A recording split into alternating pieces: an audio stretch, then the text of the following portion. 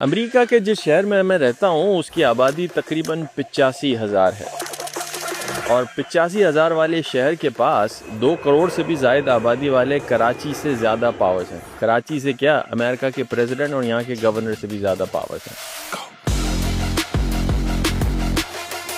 मिसाल के तौर पर इस शहर के थाने का SHO या पुलिस चीफ कौन होगा, इसका फैसला यहाँ के शहरी अपने सिटी काउंसिल के ज़रिए करेंगे। यानी शहर के पुलिस यानी सिक्योरिटी की जिम्मेदारी जिस पुलिस चीफ की होती है या जिन सिपाहियों की होती है, उनको हायर और फायर दोनों करने की जिम्मेदारी यहाँ की सिटी काउंसिल की होती है, जो यहाँ के शहरियों की मातहत है। ना सिर्फ ये, बल्कि उनको हायर करने से पहले वो ये भी देखते हैं कि वो शहर में रहता है या नहीं, या किसी पड़ोस के शहर में एटलीस्ट रहता है या नहीं, उसकी फैमिली यहाँ है या नहीं, या कहीं हज़ारों मील दूर से उसको इम्पोर्ट नहीं किया जाता। ना सिर्फ ये, बल्कि अगर शहर की कभी कोई सिचुएशन ख़राब होती है किसी बैड वेदर के ज़रिए, या कोई पॉलिटिकल कोई वायलेंस होता है, या शहर में कर्फ्यू लगाने की ज़रूरत पड़ जाती है, तो उसका फैसला भी यहाँ की शहरी हुकूमत ही करेगी, कोई गवर्नर या प्रेसिडेंट नहीं करता। इसके अलावा भी लोकल टैक्सेशन, कितना रेवेन्यू जनरेट करना है, कहाँ पे कोई इबादतगाह बनेगी, कहाँ पे स्कूल बनेगा, कितना पैसा कौन से स्कूल में जाएगा, वगैरह वगैरह, ये सारे पैसों के हवाले से अपने ऊपर पैसे खर्च करने के मामलात के जितने भी डिसीजन होते हैं वो यहाँ की लोकल गवर्नमेंट लेती है। तो सवाल ये नहीं है कि हु डिस्ट्रॉयड कराची या कराची को डिस्ट्रॉय किसने किया। सवाल ये है कि खस्सी की डेफिनेशन क्या होती है।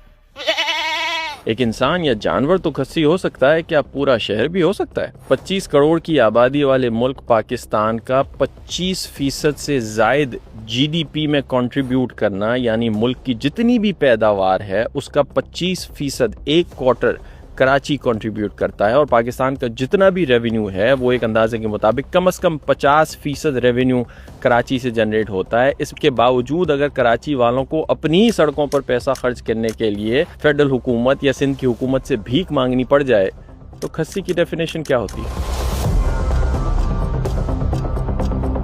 सिंध पाकिस्तान का एक बहुत बड़ा सूबा है। पूरे सिंध की जितनी भी पैदावार है, GDP है, प्रोडक्टिविटी है, उसका 90% से ज़्यादा 95%, यानी पूरे जो सूबा है उसको लिटरली पालने के बावजूद अगर कराची सिंध की हुकूमत के रहमो करम पर है, तो फिर खस्सी की डेफिनेशन क्या होती है?